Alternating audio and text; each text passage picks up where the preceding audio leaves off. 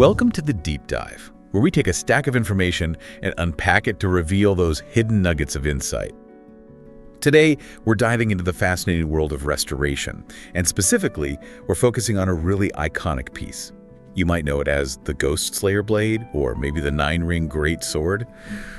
You've almost certainly seen a version of this blade, in films or TV shows. It looked pretty intimidating, but here's something maybe you didn't realize. Its origins lie somewhere completely different street art. Seriously. It was used by street performers. They used it to create this dramatic visual and sound with those signature iron rings, clanking against the blade, made quite a racket. Yeah, and what's really fascinating there is how the functional and the performative sort of merge together. Our deep dive today, though, it zeroes in on restoring something a bit different, an outdoor 9-ring survival knife. It's a modern take, but definitely based on that traditional Chinese 9-ring greatsword. Right. So our mission today is to walk you through the honestly surprisingly complex process of restoring a blade like this, providing chemical baths, intricate handcrafting. We're going to unpack how a master restorer brings it back to life. So, yeah, let's get into it. Okay, so the restorer, Sutter, he starts with a blade that's already had some initial cutting done. But the real transformation, the first big step, involves a chemical treatment. They use an acidic rust remover. Sounds kind of harsh. Well, it is a chemical process, definitely more involved than just, wiping it down.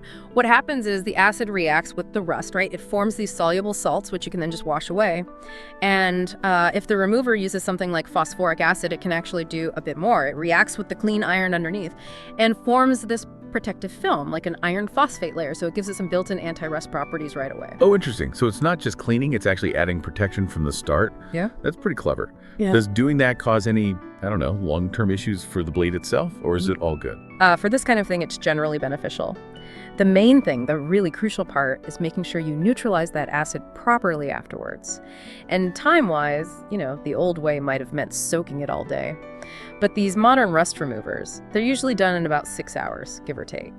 And after that acid treatment, like I said, neutralization is key. That's usually done with baking soda, followed by a really thorough cleaning, just to wash away any leftover rust, dirt, whatever debris is there. Okay, so after all that chemical work and cleaning, you'd probably expect a perfectly clean, shiny surface, right?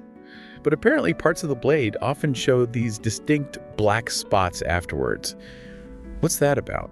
Yeah, that can happen. It can be really deep rust that the acid didn't quite shift, or maybe some stubborn iron oxides. Or sometimes it's actually areas where there's a higher concentration of carbon in the steel itself reacting to the acid. Huh. So it's not necessarily a flaw, just part of the process. Kind of, yeah. And the good news is these black spots, they usually come off with more polishing later on. Right, polishing. So before that happens, Sutter, the restorer, he focuses on shaping the blade.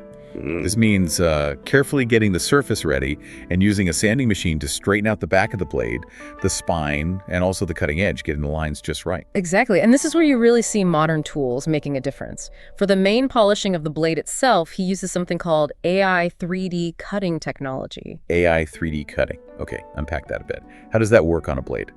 Well, it's pretty advanced stuff. Basically, the blade gets scanned in 3D first. Then AI algorithms figure out the perfect path for precision tools to remove material, like layer by tiny layer. It allows for this micro precision in removing material that, honestly, even the best craftsperson would struggle to achieve consistently by hand. You get perfect geometry, perfect finish. It's crucial for looks, yeah, but also for the blade's balance. Wow, okay. That sounds incredibly precise and efficient too. But does relying on AI like that, does it maybe risk losing some of the, the character, the sort of soul you might get from purely hand-finished work? That's a really good point. And it's definitely a balance restorers think about. AI gives you that technical perfection, that precision. But the real artistry, maybe, comes in knowing when to use those tools and when to rely on traditional hand finishing to keep that unique feel. In this case, though, remember, it's being restored into a modern survival knife. So precision, durability, those are probably top priorities here. Makes sense. Okay, so here's where things get really interesting for me. After all that work, all that polishing to make it perfect, why on earth would you dunk it back into acid? The next step is immersing it in ferric chloride. Seems backwards. Yeah, it does sound counterintuitive, doesn't it? I think. But you're right, that's the next step. And the reason is, this time it's not about removing rust or anything, it's a completely different purpose.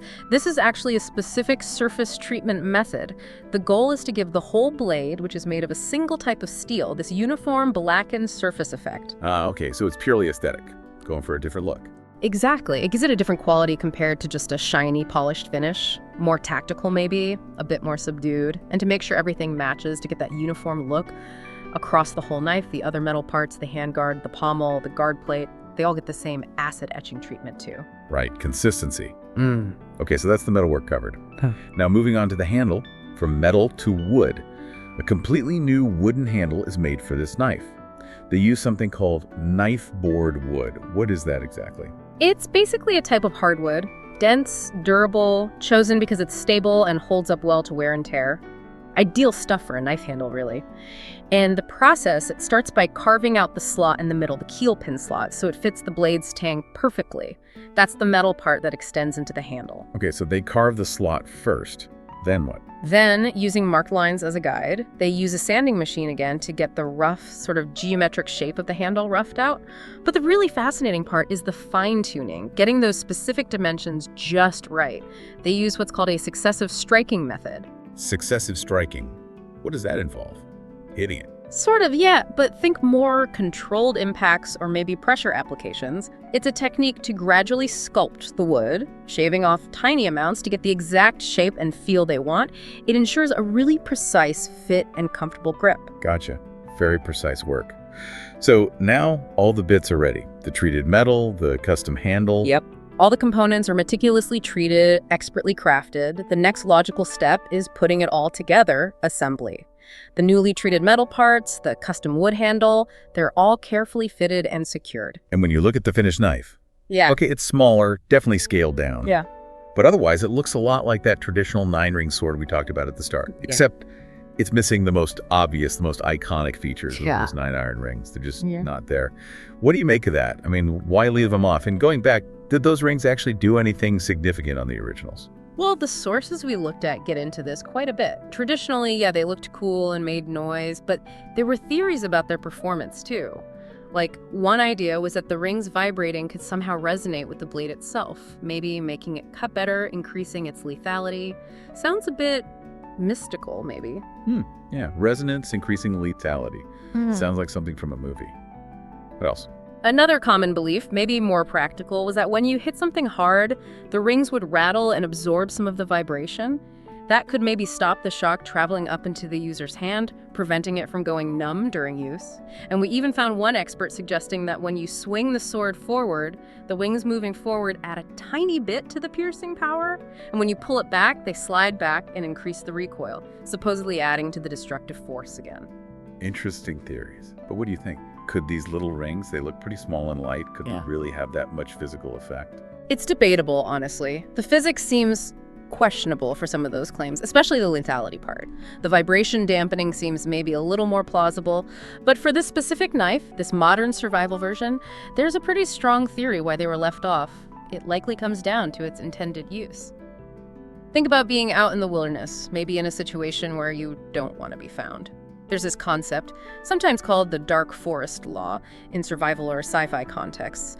Basically, in an unknown environment, making noise reveals your position, which could be dangerous. So keeping quiet is key. Stealth. Exactly. A survival knife with 9 rings clanking around, that's the opposite of stealthy. So omitting the noisy rings makes perfect sense for a tool designed for wilderness survival, where not drawing attention might be critical. That makes a lot of sense. Function over iconic form in this case. So from those initial chemical baths, the high-tech AI polishing, the careful handle crafting, and then finally this really intriguing design choice to just leave off those famous rings. This deep dive has really peeled back the layers, hasn't it? Yeah. It shows the amount of thought, the technique, and the purpose behind restoring and, I guess, reimagining this blade. It really does. It highlights how even what seem like small details, rings on, rings off, can completely change how a tool works and whether it's right for its job, for its environment.